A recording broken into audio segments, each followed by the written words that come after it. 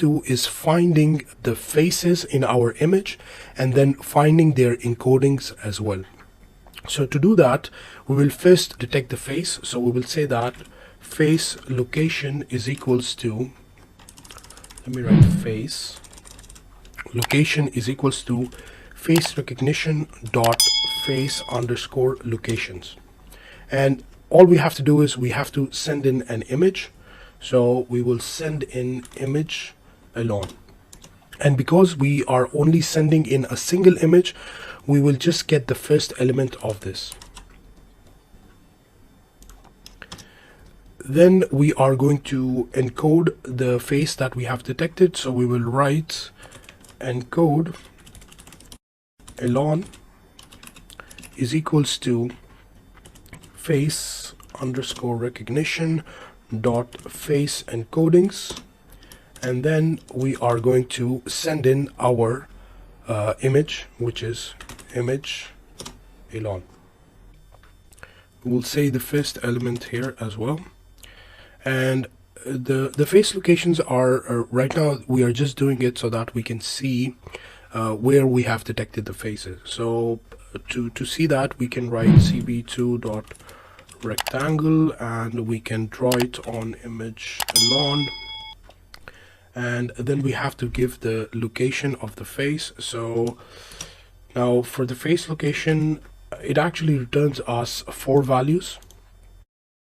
Let me show you. So let's print this out.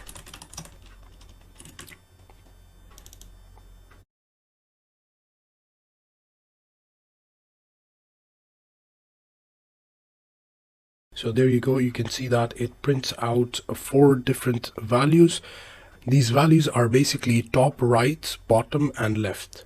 So based on that, we can give the x1, y1, and x2, y2 in our rectangle.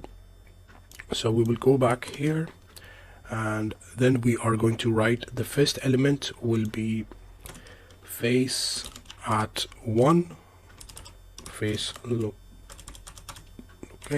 and then the second one is face location at 2.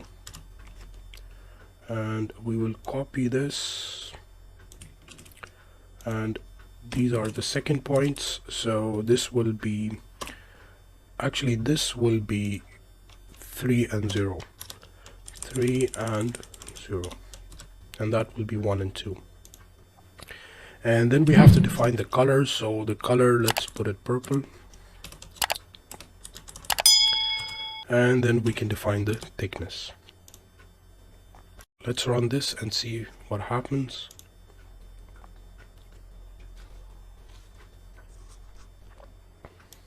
And there we have it. So now we can see that this is the face that we have detected. The same thing we can do for our second image, which is the test image. Now, in this example, we do not need the face location. All we need are the encodings. The face location we are just doing so that we can see where the face is located and whether it's located properly or not. So we can write here face location test, and then image test, this again test,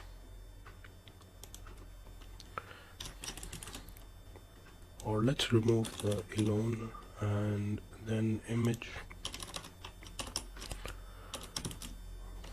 test, and this we will have to replace.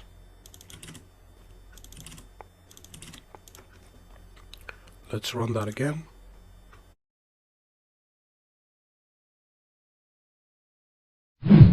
And there we have it. So now we're detecting both the faces in both the images. Now so far we have done 2 steps. Now we are moving on to the third and the final step. The third step is basically comparing these faces and finding the distance between them.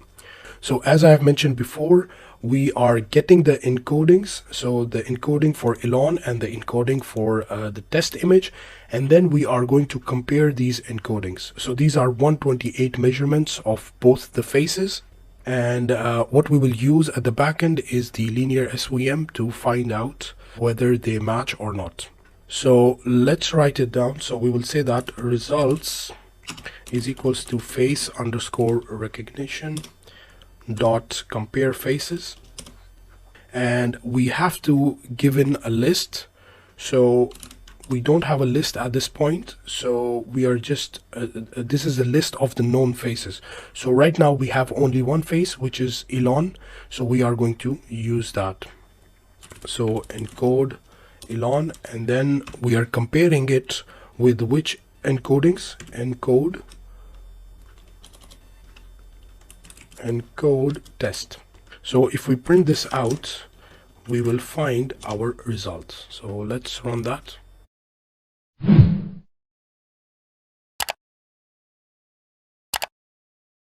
And there you go. So as you can see, it gives us a value of true, which means it has found these both encodings to be similar, so they are of the same person. But what if we change the test image to Bill Gates? Bill Gates. Let's run that.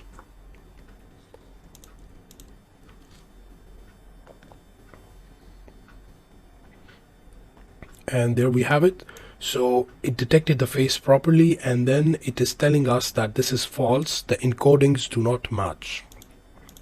So this is good. But sometimes what happens is that you have a lot of images and there can be similarities. So what you want to find out is how similar these images are. So you might want to find the best match. So to do that, we will find the distance. So we will write here face distance is equals to face underscore recognition dot face distance.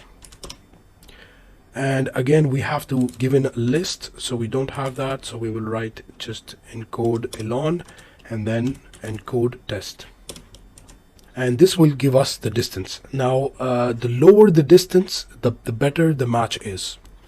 So if we print the distance as well, so we can write here face distance, and let's run this. So here we are getting a value of 0.84. And if we change this to Elon,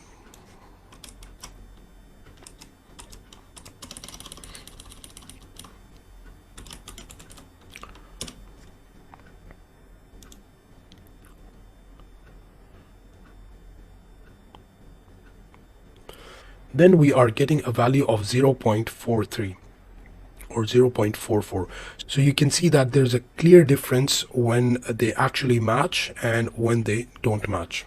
So the final step we can do here is just to display this on the actual result image. So we can write here cv2.putText, and we can put it on the test image. What we want to put is basically our results, so we can write results, and we also want to put in our the face distance. So face distance, the distance is it's in decimal places and it's very long, so we can round it off. So we can say round to 2 decimal places, and then we can give in the origin. Let's put 50/50, and then the color, no, not the color, the font. So cv2.font, let's put any font, and then we have the scale, which we'll put as 1. Then we have the color, let's put it as red, and then we have the thickness, let's put it as 2. So let's run. Okay, we are facing a problem. Yes, because this is an array,